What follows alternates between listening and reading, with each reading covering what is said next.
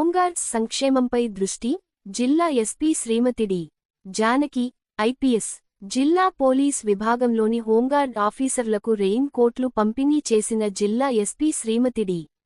Janaki, IPS. ఈ సందర్భంగా SP గారు మాట్లాడుతూ హోంగార్డులు జిల్లా పోలీస్ విభాగంలో ఒక కీలక భాగమని, ప్రజా భద్రత కోసం వారు, వర్షం, ఎండ, పండుగలు, ప్రత్యేక బందోబస్తు సందర్భాల్లోనూ నిరంతరం సేవలు అందిస్తున్నారని కొనియాడారు. వారి ఆరోగ్యం, సంక్షేమంపై పోలీస్ శాఖ ప్రత్యేక శ్రద్ధ చూపుతున్నదని తెలిపారు.